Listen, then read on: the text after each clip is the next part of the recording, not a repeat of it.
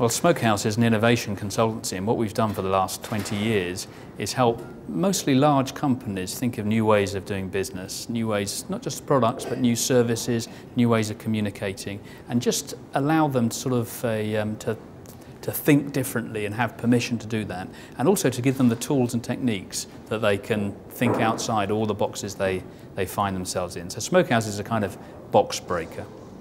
I wrote a book once called Never Hit a Jellyfish with a Spade, which is a bizarre title, but it came from talking to a very senior banker, and I wanted to know how he'd got to the top and what lessons he'd learned the hard way. And he thought about it for a while and he said, "Never hit a jellyfish with a spade."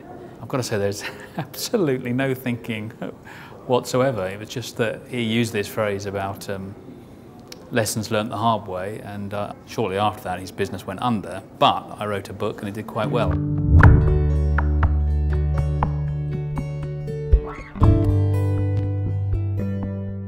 There's a phrase we've all heard, which is thinking outside the box, which is actually quite a useful phrase, even though it's a cliche, because we all sit in these various boxes that we've given ourselves, like our job title or what sector we work in, or what area we work in geographically or functionally. And if you're going to think outside the box, the first step is really knowing what boxes you sit in, otherwise you've got no chance of escaping them. Once you know what boxes you're sitting in, there's all sorts of ways of escaping them. And the first thing is to, first of all, look at the words you're using, because words are like miniature boxes. They're shorthands of the way we're thinking. So check all the vocabulary you use in your business and see whether you can't change some of those words. Because if you own new language, you really own new business opportunities. So check your language. That's a good place to start. If you've decided to innovate and think differently, the teams you use for that are not necessarily the same teams you use for your everyday working, because everyday teams are about balancing various competencies, but creative teams are about putting people who think the same together to accelerate that thinking.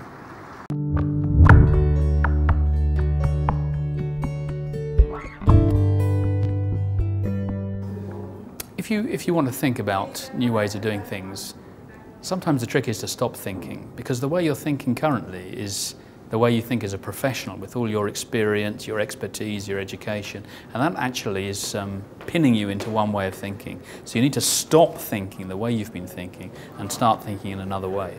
And sometimes the quickest possible way of doing that is to think like a different professional. So think like a dentist or a soldier or an astronomer, and you know actually how they think.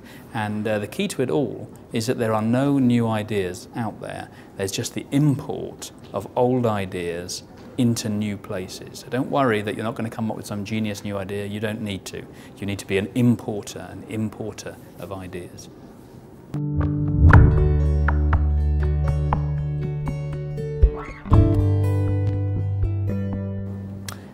There are many, many ideas out there. The trick is to actually keep them alive long enough to get them to market and actually make some money from them. And that's the difference between creativity, which is having new ideas, and innovation, which is actually making them happen. And that's when the secret is about people. It's all about people. It's about getting enough people on side who understand and support your idea all the way through. And that requires a different set of skills to come up with the idea in the first place.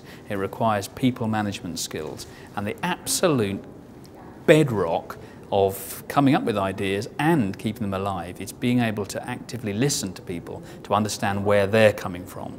You know what your idea is, but you need to know where other people are coming from in order that you can get them on side to protect your idea.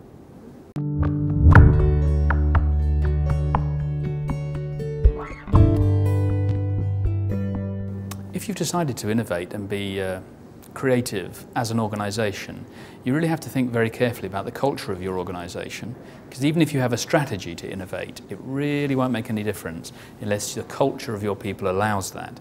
And by the culture of the people, I mean, do they have permission to think differently? Are they going to be punished for making mistakes? Is your organisation agile enough to keep having new ideas and testing them very, very quickly? So do you have a good failure rate? And failure means failing very, very quickly on lots of things so you can get the successes. And that's a whole cultural thing. So before you innovate, check your culture.